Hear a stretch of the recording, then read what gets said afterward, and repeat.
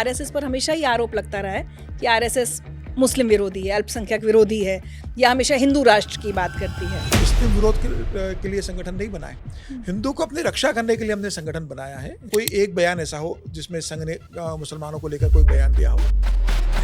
आज तक TV debates में जो लेफ्ट लिबरल जब बैठते हैं तो एक उनकी लाइन होती है कि संघ ने तो अंग्रेजों का साथ दिया। इस पर आप क्या कहना चाहेंगे? मुझे लगता है बहुत गलत आरोप है और बहुत मुझे लगता है ये तथ्य रूप से बहुत गलत है। और एक सुनियोजित साजिश के साथ जो लेफ्ट के लोग थे उस समय, उन्होंने बताने की कोशिश की कि संघ देशभक्त संगठन नहीं है। खाकी नेकर का तो आज तक जो सोशल मीडिया ट्रोल्स हैं, कई बार लेफ्ट लिबरल्स हैं जो बहुत मजाक उड़ाते हैं। ठीक है ना, वो उनको मजाक उड़ाने दीजिए, लेकिन पूरा हिंदुस्तान इस बात को समझ गया, देश की जनता इस बात को समझ गई कि संघ क्या है। एकजुट करने का मतलब ये नहीं कि एकजुट होकर किसी पे हमला करना है। संघ ने कहा कि हिंदू समाज बड़ा समाज है, उसे एकजुट करना, और उसके लिए संघ की स्थापना हुई है। संघ ने आज तक किसी को भी संगठन से निकाला नहीं है। अच्छा, पूरे इसमें कोई डिसिप्लिनरी कमेटी नहीं है यहाँ पर कि अनुशासनहीनता कोई अगर करता है तो उसके लिए कोई कमेटी बनाई जाए, उसमें उसकी पेशी हो, फिर वो जवाब दे। कुमार विश्वास ने कहा कि आरएसएस के लोग को अनपढ़ होते हैं। बहुत गलत बयान था मुझे लगता है, और संघ का इसका मतलब भर्त्सना करनी थी, इसका विरोध करना चाहिए था। और ये गलत रहा कि संघ को उस समय उनको कुमार विश्वास के इस बयान का विरोध करना चाहिए। नमस्कार। आरएसएस राष्ट्रीय स्वयंसेवक संघ एक ऐसा संगठन जिसने अपनी स्थापना के 100 साल पूरे कर लिए हैं, लेकिन एक ऐसा संगठन जिसको लेकर लोगों के मन में बहुत सारी गलतफहमियां हैं या एक तरह की सोच है, जिस पर बहुत सारे आरोप लगते रहे हैं इतिहास से लेकर आज तक।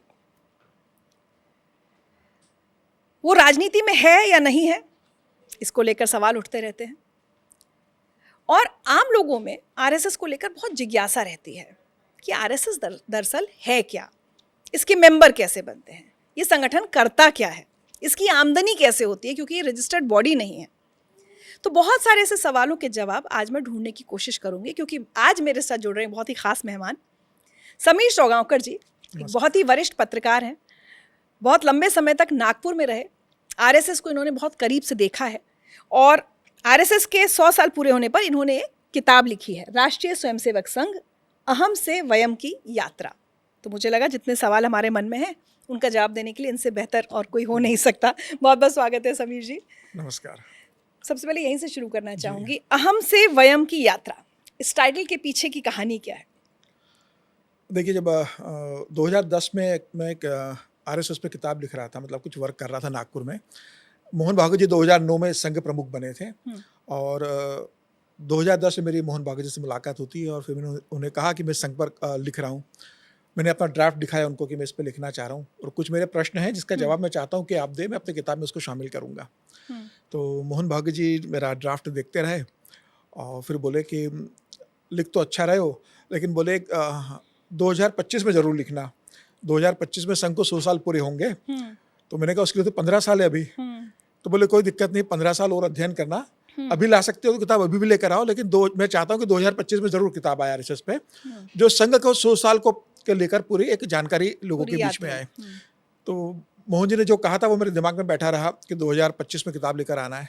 तो फिर मैंने अपने उस प्रोजेक्ट को थोड़ा ड्रॉप किया। मैंने कहा जब 2025 में लाना है तो मैं 15 साल का पूरा और रुक के 2025 में किताब लेकर आऊँगा।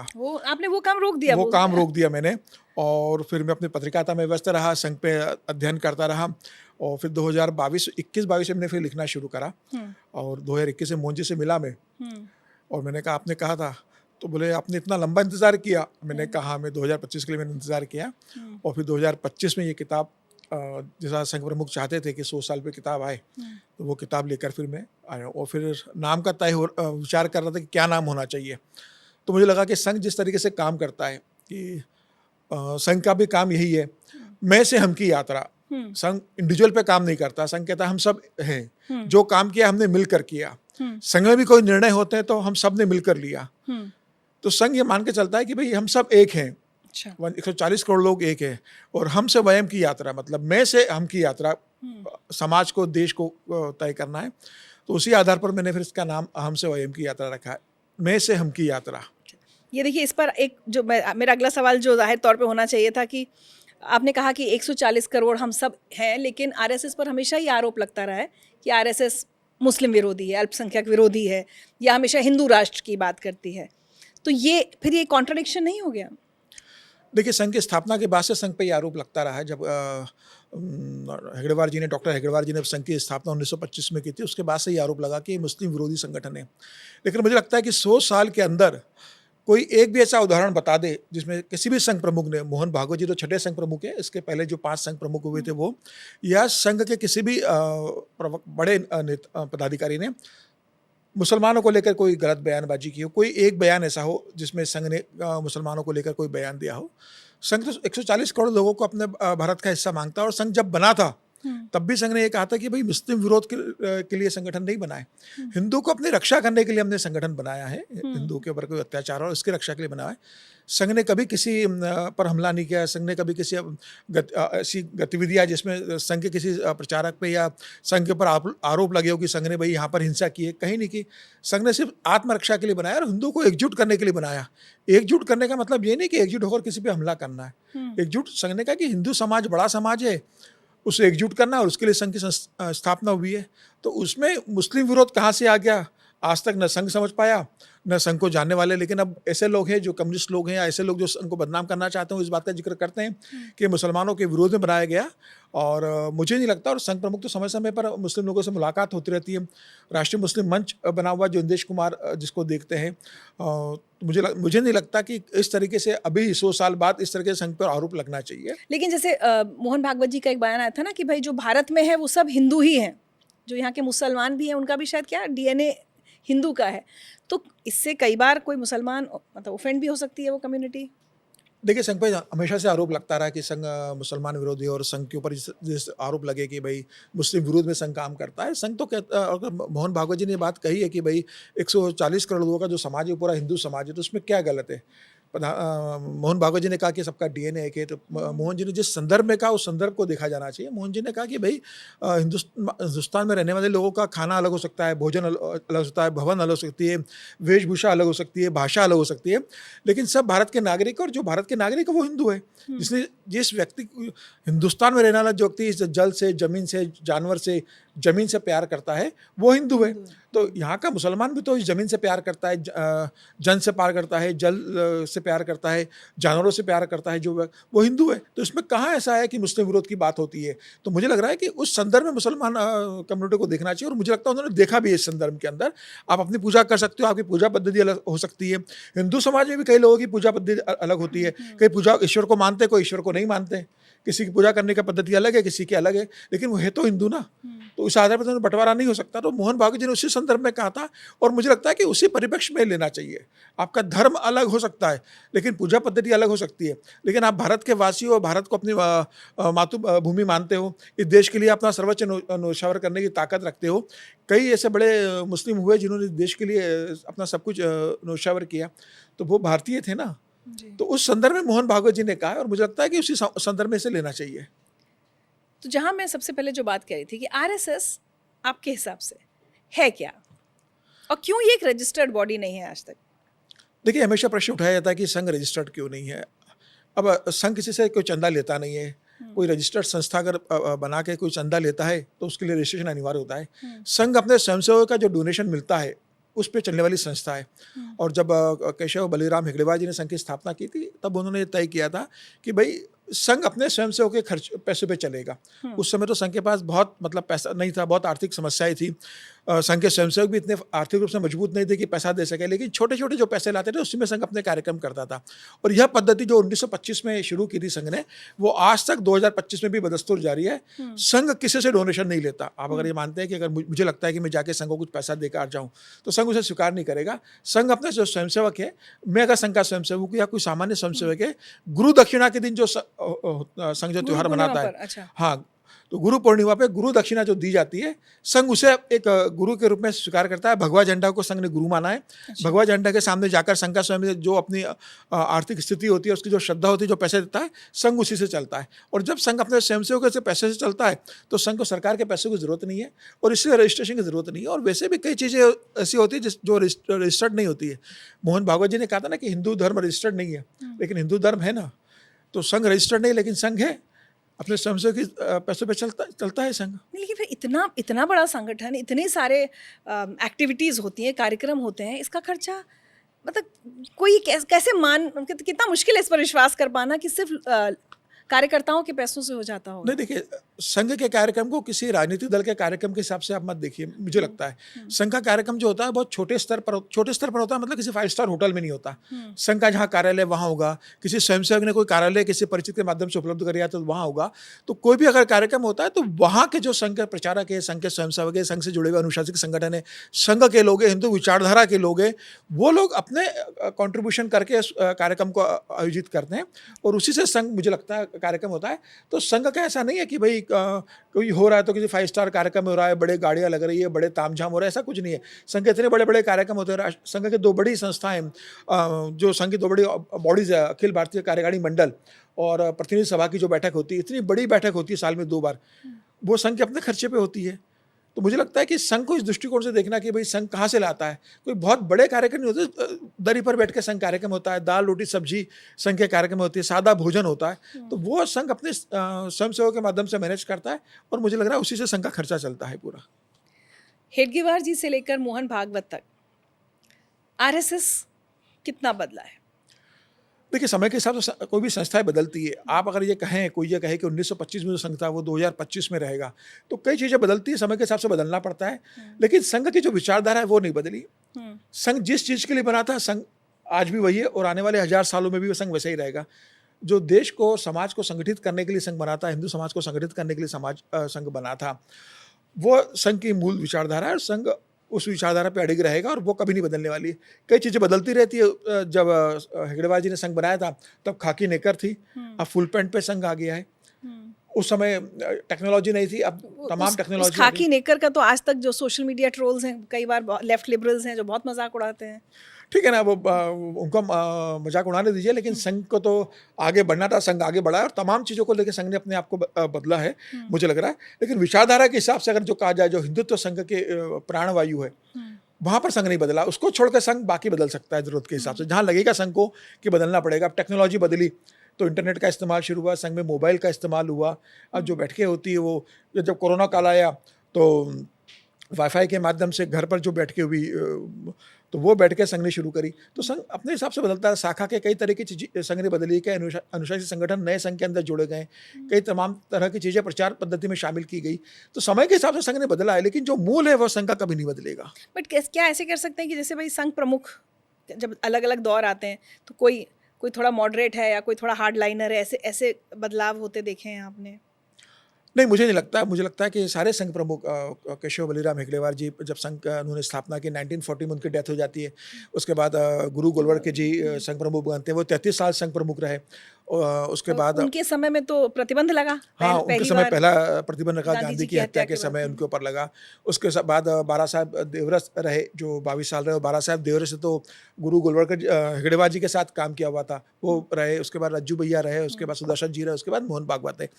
तो देखो, व्यक्तित्व का जो पर्सनालिटी का जो फर्क होता है वो तो सभी संघ प्रमुख में रहेगा। आप किसी भी व्यक्ति में अगर देखेंगे तो संघ प्रमुख जो बनता है उसकी जो पर्सनालिटी है उसके हिसाब से व्यवहार करेगा, लेकिन संघ के अंदर जो विचारधारा है उसमें कोई परिवर्तन नहीं आएगा। संघ को आगे ले जाने की जो उसकी जो प्रतिबद्धता है, सबको साथ ले चलने की जो उसकी प्रतिबद्धता है, उसमें बदलाव नहीं होता। और संघ में संघ प्रमुख कोई अचानक तो नहीं बनता ना।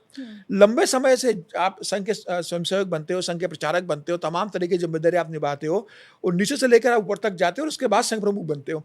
तो इतने लंबे कार्यकाल के अंदर संघ उनके अंदर पूरा घुला हुआ रहता है। तो उनसे ये उम्मीद करना कि उनका व्यवहार अलग होगा, मुझे नहीं लगता। ठीक है, किसी की भाषण कला अच्छी हो सकती है, कोई भाषण नहीं दे सकता, किसी का व्यवहार किस तरीके से हो सकता है, वो पर्सनालिटी का अलग अलग हो सकता है। लेकिन मुझे नहीं लगता कि 6 संघ प्रमुखों में किसी को लेकर ये कहा होगा कि ये संघ प्रमुख का व्यवहार अलग है, उनका अलग था। सब संघ के प्रति समर्पित रहे, संघ हिंदू समाज के प्रति समर्पित रहे। और मुझे लगता है कि हेगड़ेवार जी ने जो संघर्ष शुरू किया था उसको सभी संघ प्रमुखों ने अपने स्तर पर नए नए आयाम दिए, नए तरीके से जोड़ा है और संघ को आगे बढ़ाया। तो आपको लगता है आज भी संघ वही है जिस सोच के साथ या विचारधारा के साथ इसकी स्थापना हुई थी, निश्चित रूप से उसमें कोई कहीं कॉम्प्रोमाइज नहीं हुआ है। निश्चित रूप से संघ कहीं कॉम्प्रोमाइज नहीं किया।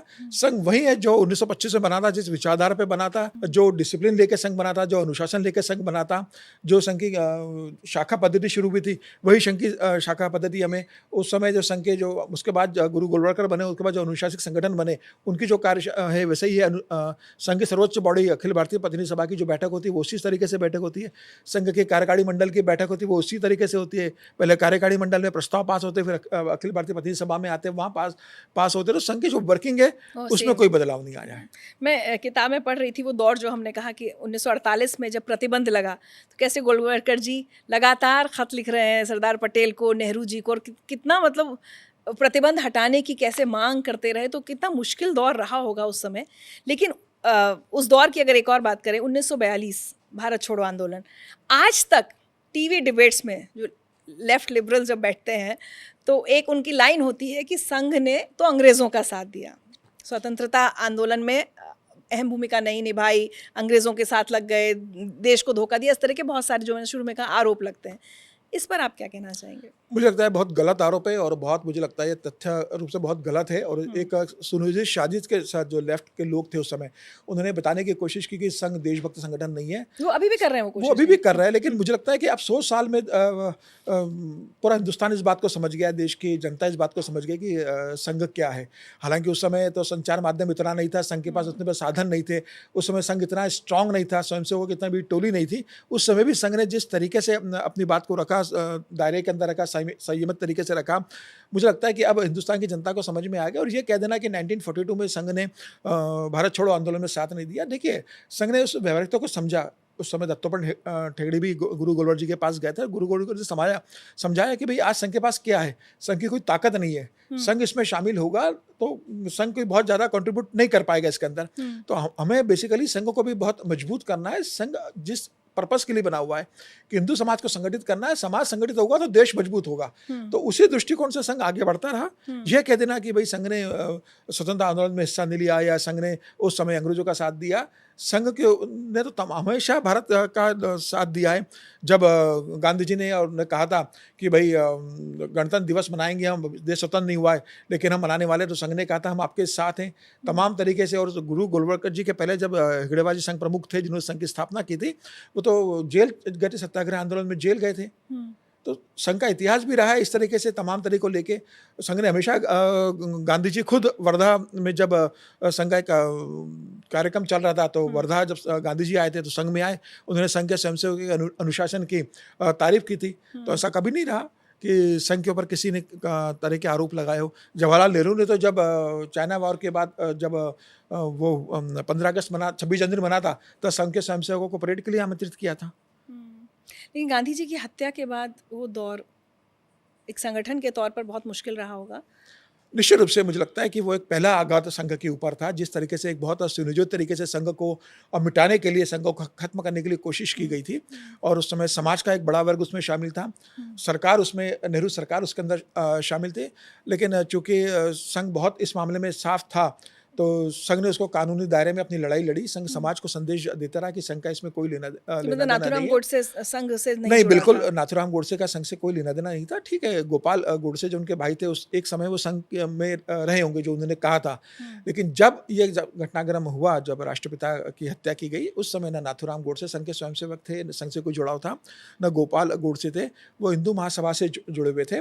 और उसके बाद तमाम कोशिश की गई संघ को इसमें शामिल करने की, लेकिन सच को आँच नहीं आती तो संघ उसमें से बरी होकर निकला। और जिस कांग्रेस सरकार ने प्रतिबंध लगाया तो उसी कांग्रेस सरकार ने प्रतिबंध संघ से हटाया। मैं पढ़ रही थी, आपने किताब में शायद जिक्र किया है ना कि शायद सरदार पटेल ने या नेहरू जी ने कहा कि गांधी जी की हत्या के बाद संघ में जश्न का माहौल था या लोगों ने मिठाइयाँ बांटी, इस तरह के आरोप लगे हैं संघ परिवार पर। उस समय ये आरोप लगाया गया कि संघ ने मिठाई बांटी। लेकिन संघ में किसने मिठाई बांटी, ये भी तो होना चाहिए ना। सिर्फ ये कह देने से कि मिठाई, कुछ लोगों ने अगर मिठाई बांटी होगी तो उनको संघ से जोड़ देना, ये तो ठीक नहीं है ना। क्या गुरु गोलवलकर जी ने उसमें क्या, गुरु गोलवलकर जी ने जिस तरीके से शोक संवेदनाएं उसमें व्यक्त की थी, संघ की शाखा उस समय बंद की गई थी, ये एक बड़ी दुखद घटना घटी है।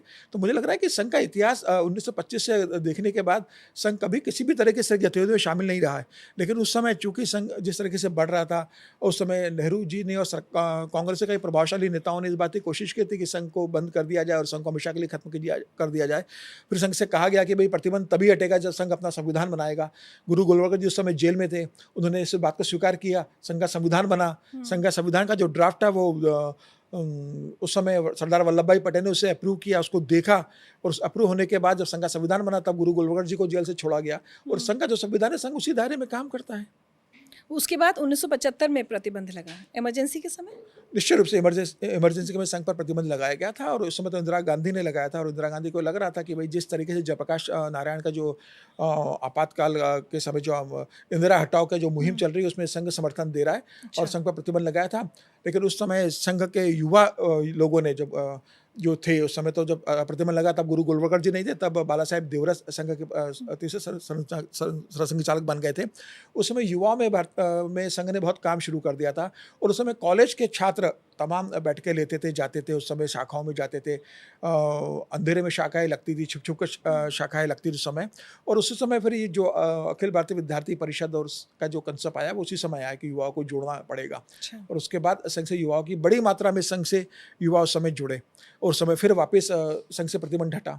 और तीसरा लगा 1992 में। हाँ, जब बाबरी मस्जिद का जब हुआ तब नरसिम्हा सरकार थी, उस समय संघ पर प्रतिबंध लगा, और उस समय भी संघ को इस तरीके से शामिल करने की कोशिश की गई थी। लेकिन बाद में संघ से प्रतिबंध हटा, और तीनों बार कांग्रेस सरकार ने लगा, और तीनों बार कांग्रेस की सरकार ने ही प्रतिबंध हटाया। तो ये बताता है कि संघ का इस तरीके से किसी भी गतिविधियों में इन्वॉल्वमेंट नहीं था।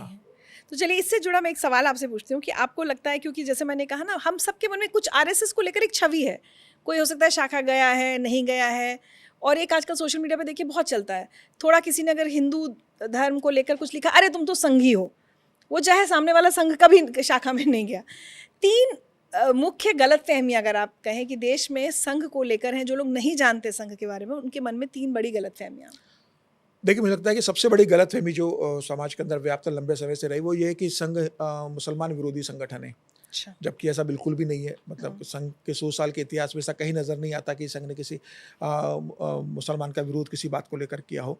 दूसरी एक बड़ी ये धारणा चलती है कि संघ भारतीय जनता पार्टी को कंट्रोल करता है, संघ भारतीय जनता पार्टी को चलाता है, संघ सारे भारतीय जनता पार्टी के निर्णय नागपुर हेडक्वार्टर से होते हैं। मुझे लगता है ये भी गलत धारणा है। एक भारतीय जनता पार्टी संघ एक अनुशासित संगठन है, ठीक है। पहले जनसंघ बना, हिस्सा है कह सकते हैं। पहले जनसंघ बना, जनसंघ के बाद 1980 में भारतीय जनता पार्टी बनी। तो मुझे लगता है कि ठीक है, विचारिक रूप से भारतीय जनता पार्टी से संघ से भारतीय जनता पार्टी जुड़ी हुई है, और संघ के तमाम बड़े पदाधिकारी भारतीय जनता पार्टी में, अटल बिहारी वाजपेयी उसके अंदर, लालकृष्ण आडवाणी उसके अंदर गए थे। संघ अपने प्रचारक भारतीय जनता पार्टी में संगठन महामंत्री के रूप में भेजता रहता है। तो संघ का जुड़ाव है, इसमें कोई दो राय नहीं है। लेकिन उसे यह कह देना कि भारतीय जनता पार्टी को संघ पूरा कंट्रोल करता है, भारतीय जनता पार्टी के सारे डिसीजन संघ लेता है, भारतीय जनता पार्टी संघ की कठपुतली, मुझे लगता है ये गलत धारणा है। और दूसरी ये धारणा कि संघ का सारा खर्चा देश के उद्योगपति उठाते हैं, ये भी एक गलत धारणा है कि संघ को लेकर जिस तरह से कहा जाता है, मुझे लगता है ये भी एक गलत धारणा समाज के अंदर है। तो अभी जैसे आपने बीजेपी और आरएसएस के रिश्ते की बात की, इस रिश्ते पर भी सही बात है, बहुत बातें होती है हमेशा। 2024 में इंटरेस्टिंग हुआ था नड्डा जी का वो बयान, और ऐसा माना जाता है कि 2024 में बीजेपी की जो परफॉर्मेंस रही, कहीं आरएसएस ने एक बैक सीट ले ली थी चुनाव प्रचार के दौरान भी। ये रिश्ता क्या कहलाता है, अगर मैं आपको कहूँ, बीजेपी और आरएसएस, और आज की तारीख में ये रिश्ता कहाँ है? देखिए, मुझे लगता है कि अगर भारतीय जनता पार्टी और राष्ट्रीय स्वयं सेवक संघ का रिश्ता देखना है तो मुझे लगता है एक परिवार का रिश्ता भी देखना चाहिए। जैसे एक परिवार में होता है, परिवार में पति पत्नी के बीच भी मतभेद होते हैं, परिवार में पिता पुत्र के बीच में भी मतभेद होते हैं, पिता बेटी की, माँ बेटी की। परिवार में अगर 4 लोग हैं तो किसी विषय पर मतभेद होते हैं, लेकिन वो मतभेद जो होते हैं वो मतभेद पे नहीं जाते हैं। वैसे भारतीय जनता पार्टी और संघ के पीछे कई इशू रहते हैं जिस पर मतभेद होते हैं, लेकिन पार्टी का काम पार्टी चलाना है। पार्टी के अंदर संघ ने जो लोग भेजे हैं वो पार्टी के हित में जो होता है वो निर्णय लेते हैं और चलाते हैं। संघ को लगता है, और पार्टी संघ से पूछती है, सलाह मांगती है, संघ सलाह देता है। उस सलाह को मानना न मानना पार्टी का काम है। संघ इसको लेके कभी एडमेंट नहीं होता कि हमने आपको जो सलाह दी आपको वही सलाह माननी पड़ेगी। कई बार ऐसा होता है कि संघ सलाह देता है, पार्टी को लगता है कि राजनीतिक रूप से यह मानना पार्टी के हित में नहीं होगा, क्योंकि पार्टी को तो वोट बैंक की राजनीति करना है, 5 साल में चुनाव लड़ना है, संघ को चुनाव नहीं लड़ना है ना। तो संघ तो अपने एजेंडे पे काम करेगा, पार्टी को राजनीति करना है, पार्टी राजनीति करेगी। दोनों का अलग अलग वर्किंग है। लेकिन मुझे लगता है कि संघ सलाह देता है और संघ से जब सलाह मांगी जाती है संघ अपनी सलाह देता है। लेकिन मुझे लगता है कि अब इतने सालों के बाद भारतीय जनता पार्टी के अंदर संघ के सब नेता हैं। नरेंद्र मोदी जी संघ से निकले हुए हैं, राजनाथ सिंह जी है, शिवराज सिंह चौहान है, तमाम बड़े नेता हैं, तमाम राज्यों के मुख्यमंत्री हैं। सभी राज्यों में भारतीय जनता पार्टी के जो संगठन महामंत्री वो संघ के प्रचारक भेजे जाते हैं। तो उसके बाद मुझे लगता है कि अब नेताओं को इस बात की ज़रूरत नहीं है सलाह लेने की। वो जानते हैं कि संघ क्या चाहता है किसी मामले को लेकर। संघ के लोग ही हैं सब, संघ के लोग हैं। लेकिन किसी बड़े मामले पर ऐसा लगता है कि इस मामले में पूछना जाना चाहिए, या पार्टी को लगता है कि भाई संघ की जो इसमें जो विचार होगा उससे हम नहीं कर सकते, तो वो अपनी इस मामले को लेकर बता देते कि भाई अभी हम ये क्यों नहीं कर पाएंगे। और मुझे लगता है कि सामंजस्य के साथ चलता है और संघ का और भारतीय जनता पार्टी का सामंजस्य बना हुआ है। नड्डा जी का जो बयान आया था 2024 में, जो उन्होंने बयान दिया था, निश्चित रूप से मुझे लगता है वो दुर्भाग्यपूर्ण बयान था। इस तरह के बयान भारतीय जनता पार्टी के राष्ट्रीय अध्यक्ष को नहीं देने चाहिए थे कि अब हम बड़े हो गए और संघ की हमें जरूरत नहीं है। मुझे लगता है कि उस समय इस बयान की जरूरत नहीं थी। संघ ने कहीं खंडन भी नहीं आया ना समीर जी पार्टी की तरफ से कुछ? हाँ, पार्टी की तरफ से खंडन इसका आना चाहिए था, या नड्डा जी इस बात को कह देते कि भाई मेरी बात को गलत तरीके से कहा गया। पार्टी इस बात को बड़े स्तर पर भी कह सकती थी, लेकिन पार्टी ने भी चुप्पी साधी।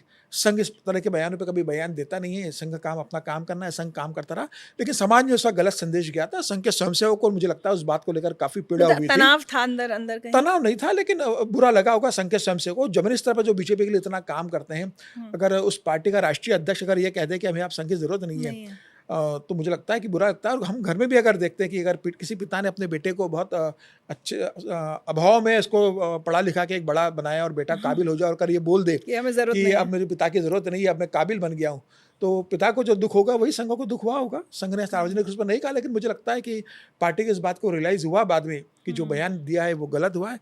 उसके बाद अमित शाह जी रियलाइज करने के लिए एक बड़ा झटका लगा चुनाव में लगा उस बात का, निश्चित रूप से लगा इस बात को। लेकिन आज भारतीय जनता पार्टी जो है वो संघ के स्वयंसेवकों की बदौलत ही है। अगले साल यूपी इलेक्शंस में आप क्या होता देख रहे हैं? संघ की कितनी भूमिका रहेगी उन चुनाव में? कार्यकर्ता कितना निकलेंगे बाहर घर से? देखिए, मुझे लगता है कि 2027 में उत्तर प्रदेश के चुनाव है, और उसके पहले भी 2022 में भी चुनाव हुआ था, 2017 में भी चुनाव हुआ था। तो संघ को की जो जिम्मेदारी होती है, देखिए संघ कोई वोट की राजनीति करता नहीं, और सिर्फ संघ भारतीय जनता पार्टी के चुनाव प्रचार करने के लिए ही संघ नहीं बना है। संघ के अपने काम भी होते हैं, लेकिन ठीक है, चुनाव प्रचार के समय संघ को लगता है कि हमें जहाँ हमें ज़रूरत है, पार्टी को जहाँ लगता है कि यहाँ संघ की ज़रूरत है प्रचार के लिए है, घर घर जाना है, मोहल्ला बैठ के करना है। संघ का नेटवर्क बहुत स्ट्रांग है ना, बस्ती से लेकर संघ के बस्ती पे है, नगर है, महानगर है, फिर जिला है, प्रांत है, क्षेत्र तक संघ है। तो जमीनी स्तर की जो जमीन पर घट रहा है वो संघ से बेहतर, संघ के प्रचारक से बेहतर कोई नहीं समझता। और संघ की शाखाओं में सभी तरह समाज के लोग आते हैं, तो वो जमीनी स्तर पर किस बात को लेकर नाराजगी है, लोग जनता के बीच में क्या चल रहा है, वो संघ के पास अपडेट रहता है। तो संघ अपनी बात पार्टी को पहुंचाता है। पार्टी को लगता है कि संघ को यहाँ सहयोग की जरूरत है, जहाँ पार्टी कहती है संघ वहाँ सहयोग करता है। और मुझे लगता है कि भारतीय जनता पार्टी इस बात को जानती है कि संघ के सहयोग के कारण ही वो इतना बड़ा चुनाव, चाहे वो लोकसभा का चुनाव हो, चाहे उत्तर प्रदेश का हो, बंगाल में आपने देखा कि संघ के स्वयंसेवकों ने किस तरीके से बंगाल के अंदर काम किया। तो संघ को जो जिम्मेदारी दी जाती है और संघ अपने स्वयंसेवकों को, अनुशासित संगठनों को जो काम देता है, वो जिम्मेदारी पूरी अच्छे तरीके से निभाते हैं। अपने काम का जिक्र किया ना, मैंने शुरू में कहा भी था कि लोगों के मन में होता है कि संघ करता क्या है, काम क्या है एक संगठन के। देखिए, ठीक है, आप हिंदू धर्म के लिए काम करते हैं, आप हिंदू राष्ट्र की परिकल्पना है, लेकिन दरअसल डे टू डे एक्टिविटीज़ जिसको हम कहते हैं, संघ की क्या है? देखिए, संघ एक ही काम करता है, संघ शाखा लगाने का काम करता है। अगर आप संघ से कहेंगे तो संघ शाखा लगाता है। संघ का एक वही काम है जो शाखा लगाना है, और शाखा के माध्यम से संघ सारे काम कर देता है। जब हेगड़ेवार जी ने शाखा पद्धति शुरू की थी पहली बार, और पहली बार शाखा तो मोहितेबाड़े में लगी थी, वो बहुत खंडहर सा था, वहाँ संत सफाई की वहाँ लगी हुई। पहले व्यायामशाला में शाखा लगती थी, वहाँ पर महाराष्ट्र में नागपुर के दो बड़े अखाड़े थे, व्यायामशाला में लगी, एक महाराष्ट्र के नाम से थी, महाराष्ट्र व्यायामशाला, और एक नागपुर व्यायामशाला। तो वहाँ पर हेगड़ेवार जी जाते थे और कुछ युवा लोगों को साथ में लेकर व्यायाम करते थे। वहाँ से संघ की यात्रा शुरू हुई, उसके बाद शाखा लगना शुरू हुई संघ की। मोहिते के बाड़े में पहली शाखा संघ की लगी। तो संघ वही चरित्र निर्माण युवाओं के अंदर करता है।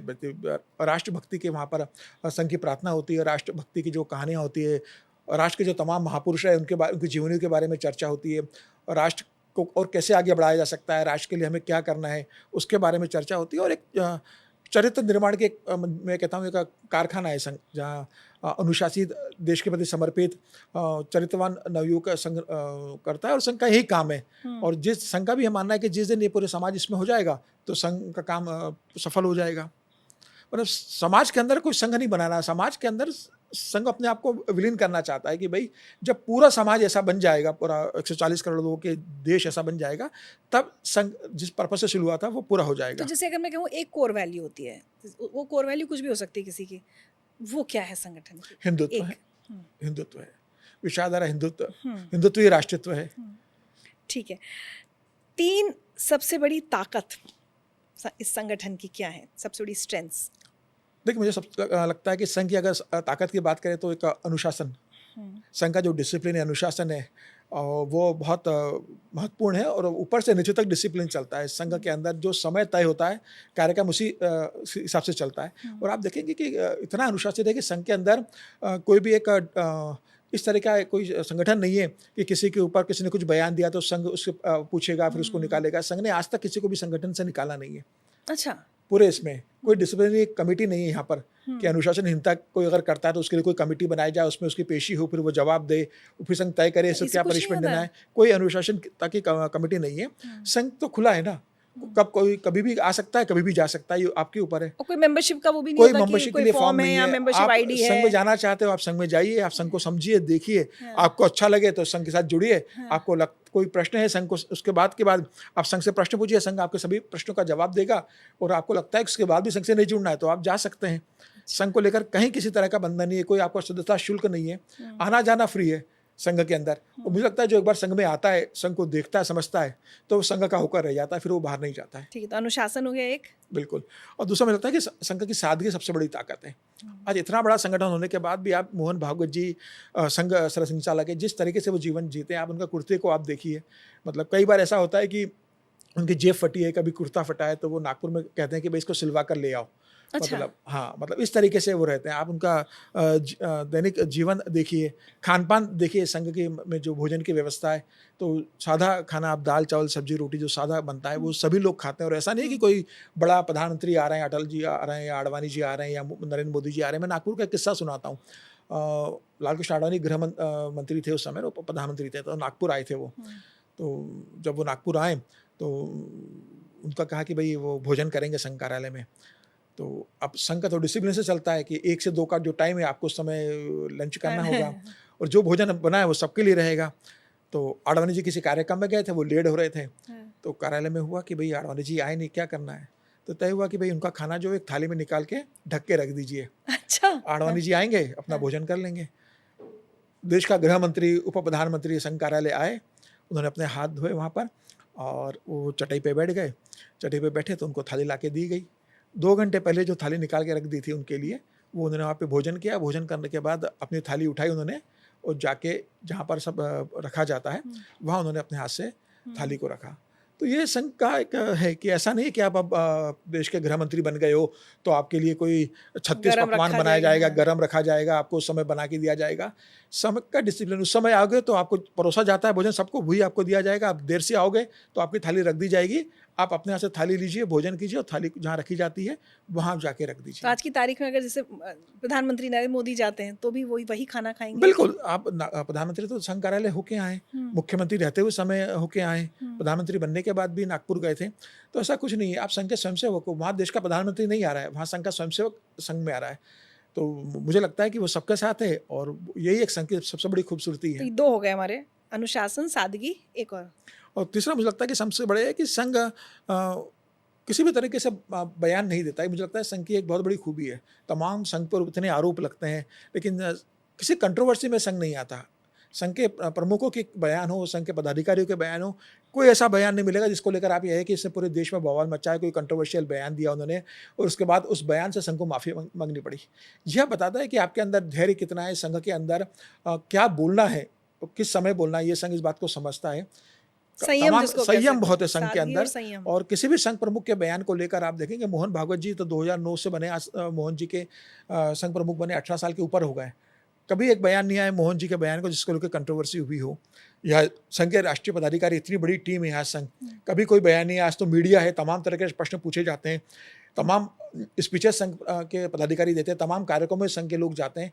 कभी ऐसा बयान नहीं आया कोई जिसके लेकर ऐसा लगा हो कि ये बात का बयान है जिसको लेकर संघ को नहीं देना चाहिए था। तो मुझे लगता है कि ये एक संघ की बहुत खूबसूरती है और एक डिसिप्लिन है जो ऊपर डिसाइड हो गया वो पूरे संघ के ऊपर से नीचे तक चलता है। आपने बयान की बात की ना, वैसे तो मैं आपसे 3 कमजोरियां भी जानना चाहती थी, लेकिन बयान पे एक पर जरूर हुआ था, हालांकि उस पर ये कहा गया कि गलत तरह से उसको समझा गया।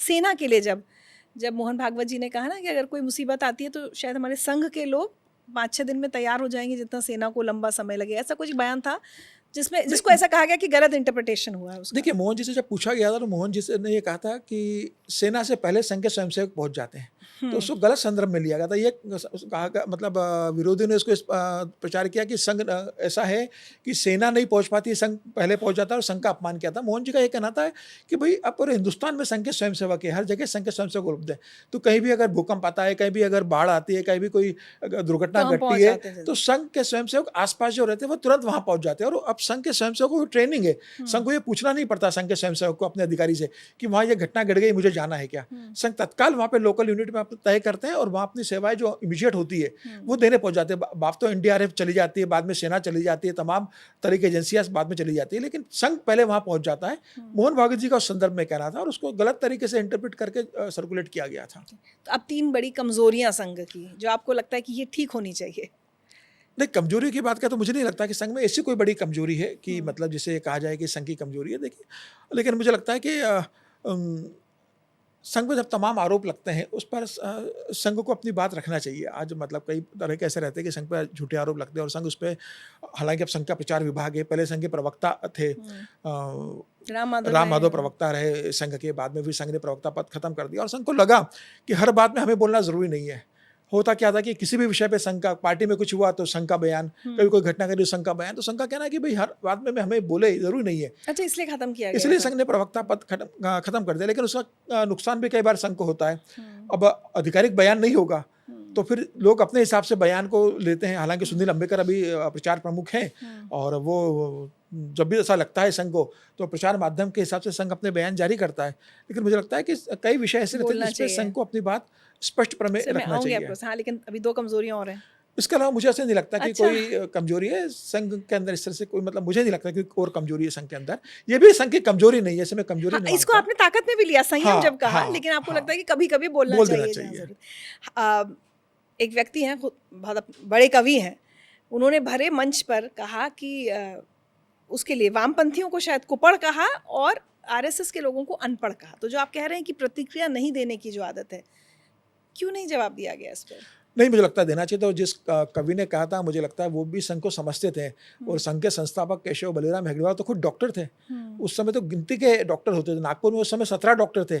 केशव बलिराम हेगड़ेवार डॉक्टर बनकर आए, डॉक्टर बनने के बाद उन्होंने प्रैक्टिस नहीं की। उस समय उनको बर्मा में अच्छा पैसा मिल रहा था, उस समय प्रैक्टिस करते, घोर गरीबी से आए। उसके बाद भी उन्होंने प्रैक्टिस करके पैसा कमाने के नहीं सोचा, राष्ट्र हित में अपना पूरा अविवाहित के जीवन समर्पित कर दिया। तो डॉक्टर साहब पढ़ के आए। चलिए, हम नाम ले ही लेते हैं, कुमार विश्वास ने बिल्कुल कहा कि आरएसएस के लोग अनपढ़ होते हैं। बहुत गलत बयान था मुझे लगता है, और संघ का इसका मतलब भर्त्सना करनी थी, इसका विरोध करना चाहिए था। और ये गलत रहा कि संघ को उस समय उनको कुमार विश्वास के इस बयान का विरोध करना चाहिए था। लेकिन तो आपको लगता है कि ये जो नहीं बोलती है जो संस्था, वो संगठन जो बोलता नहीं है, वो एक तरह से ताकत भी है, लेकिन कई बार ये कमजोरी बनकर आती है? कमजोरी तो नहीं, लेकिन मुझे लगता है कई बार बोलना चाहिए। कमजोरी के रूप में नहीं देखूंगा, लेकिन मुझे लगता है कि संघ को कई बार ऐसी स्थितियां आती है कि संघ को अपना पक्ष रखना चाहिए। हालांकि ठीक है, प्रचार माध्यम अपने तरीके से उसको पक्ष रखता है, लेकिन आज की तारीख में इतना ज़्यादा सोशल मीडिया है, तमाम तरह माध्यमों से बातें कहाँ कहाँ फैल जाती है। विरोधी पक्ष जो है, कम्युनिस्ट लोग हैं या दूसरे विरोधी पक्ष हैं, वो किस तरीके से उस बात को सोशल मीडिया पर लेकर जा रहे हैं, उसका प्रतिवाद तो होना चाहिए, उसका विरोध तो संघ को अपने तरीके से करना चाहिए। ठीक है, संगठन के अंदर एक ये भी हमेशा लगता रहता है ना, सवर्णों का संगठन है, तो जैसे जो भी फैसले होते हैं उसमें जाति की क्या भूमिका रहती है? कोई जाति आधारित फैसले होते हैं या सवर्ण ही क्यों मुख्य भूमिका में रहते हैं? देखिए, संघ पे हमेशा से आरोप लगता रहा कि भाई ब्राह्मणों का संगठन है, और उसका कारण ये रहा कि बेसिकली संघ जब बना तो नागपुर से में बना, इसकी स्थापना हुई, और केशव बलिराम हेगड़ेवार जी ने जो बनाया तो उनके के साथ जो जितने मित्र थे, जितने लोग जुड़े थे, वो सब ब्राह्मण थे बेसिकली। तो उस समय वो लोग जो दोस्त थे वो सब संघ में आए, तमाम लोग जुड़े, तो यह संघ पे आरोप लगता रहा। लेकिन मुझे लगता है जातिवाद संघ के अंदर नहीं है, कौन किस जाति का है संघ में किसी को नहीं मालूम है। और मोहन भागवत जी ने बहुत अच्छा वाकया, जब 3 दिन का जो विज्ञान भवन में जो मोहन जी का बौद्धिक हुआ था, उसमें मोहन जी ने वाकया सुनाया था कि जब मोहन जी संघ प्रमुख बने और भैया जोशी जी को उन्होंने जब सर कारवा बनाया, तो मीडिया ने चलाया कि भाई मोहन भागवत जी ब्राह्मण हैं, भैया जोशी जी भी ब्राह्मण हैं, तो दो ब्राह्मणों ने मिलकर सुरेश सोनी जो ओबीसी से आते हैं उनको नहीं बनने दिया। तो ये खबर चली तो मोहन भागवत जी के पास गई, तो मोहन भागवत जी ने सुरेश सोनी जी से पूछा कि भाई ऐसी खबर चल रही है, आप क्या ओबीसी हो? तो मोहन भागवत जी भी नहीं जानते थे कि सुरेश सोनी की कास्ट क्या है, कास्ट क्या है, और संघ में कभी नहीं पूछा जाता। हाँ। आप संघ की शाखाओं में देखिए, कभी नहीं पूछा जाता। संघ में सब आते हैं, सब साथ में शाखाओं में रहते हैं। संघ में जो भोजन होता है सब साथ में मिलकर भोजन करते हैं। संघ में जाति का कुछ नहीं है। जाति विहीन समाज जो संघ ने कल्पना की है, मुझे लग रहा है उससे बड़ा उदाहरण कोई नहीं है कि संघ के अंदर किसी की जाति को लेकर कोई बात नहीं की जाती। ये जाति विहीन संगठन है, योग्यता के आधार पर सब मिलकर काम करते हैं, और राष्ट्र को वैभवशाली बनाने के लिए संघ के सारे लोग लगे हैं। संघ के अंदर सब स्वयंसेवक है। अच्छा, चुनाव भी नहीं होते हैं सरसंघ चालक के संघ प्रमुख के लिए, और संघ प्रमुख टेक्निकली रिटायर भी नहीं होते ना, वो अपने मन से जाते हैं ना जब अपना पद छोड़ना है। देखिए, संघ के अंदर संघ प्रमुख, जैसे सरसंघ चालक कहते हैं, उसे एक मार्गदर्शक के रूप में देखा गया है, एक फिलोसोफर या मार्गदर्शक है, उसका चुनाव नहीं होता। लेकिन बाकी संघ के चुनाव हर 3 साल में होते हैं। जैसे दत्तात्रेय होसबोले जी जब बने भैया जोशी जी के जगह, तो चुनाव हुआ था। हर साल चुनाव नहीं होती है, हर 3 साल बाद चुनाव होते हैं, और वो हर नागपुर में ही होते हैं। हर 3 साल बाद जब संघ की अखिल भारतीय प्रतिनिधि सभा की बैठक होती है, वो नागपुर में होती है, वहाँ चुनाव होते हैं, और नए पदाधिकारी आते हैं। अगर कंटिन्यू करते हैं तो वही टीम लंबे समय तक कंटिन्यू करती है। मोहन भागवत जी जो संघ प्रमुख है, उनको लेकर कोई चुनाव नहीं होता। ये उनकी इच्छा पर है कि उन्हें कब अपना पद छोड़ना है और किसे उस पर नियुक्त करना है। वो जिसका नाम फाइनल कर देते हैं, वह संघ प्रमुख अगला जो बन होता जाता है, अपना सक्सेसर। वो फाइनल करते हैं। मतलब ऐसा नहीं कि वो अकेला तय कर ले, उनके जो अपने जो वरिष्ठ सलाह सहयोगियों लेते के साथ वो चर्चा करते हैं, और वो जिस नाम पर मोहर लगाते हैं, वह संघ प्रमुख की जिम्मेदारी उठाते हैं। तो अभी आपको क्या लगता है, मोहन भागवत जी अपना भविष्य क्या क्या तय करने वाले हैं? देखिए, मुझे लगता है कि मोहन भागवत जी से प्रश्न पूछा गया था, तो मोहन भागवत जी ने बहुत स्पष्ट कहा था कि भाई मैंने तो संघ से कहा था कि आप तय कीजिए, लेकिन संघ ने मुझे कहा है काम करने के लिए, अभी मैं काम करूंगा। मोहन भागवत जी 2009 में बने थे, और अब 2026 है, एक लंबा समय हो गया है। और मुझे लगता है कि दत्तात्रेय होसबोले जी अभी सेकंड इन कमांड संघ में, जिसे महासचिव कहते हैं, सर कारवा अभी दत्तात्रेय होसबोले जी हैं। और जब मोहन जी को लगेगा कि अब किसी नए संघ प्रमुख की ज़रूरत है, उस दिन मोहन जी तय कर लेंगे और किसी को जिम्मेदारी दे देंगे। मोह किसी को पद से नहीं है इसके अंदर कि मैं बना हूँ तो मैं लंबे समय तक चलता रहूँ, और किसी तरह का विवाद नहीं होता। बहुत गरिमापूर्ण तरीके से, बहुत आपसी अंडरस्टैंडिंग से जिम्मेदारियाँ एक दूसरे को दी जाती हैं। कभी किसी संघ के अंदर कोई खेमेबाजी, गुटबाजी ऐसा कभी नहीं रहता। इतनी बड़ी संस्था है, इतना बड़ा ऑर्गेनाइजेशन है, तमाम अनुशासित संगठन है, करोड़ों आपके स्वयंसेवक हैं, आपके 50-70 हज़ार से ज़्यादा की शाखाएं हिंदुस्तान के अंदर चल रही है। लेकिन कभी ऐसा नहीं आया कि संघ के अंदर कोई मनमुटाव हुआ हो, किसी तरह के मतभेद उभर आए हो। ये संघ का अनुशासन है कि जो डॉक्टर केशव बलिराम हेगड़ेवार ने जो अनुशासन सिखाया था, वो आज भी संघ के अंदर उसी तरीके से अनुशासन चल रहा है।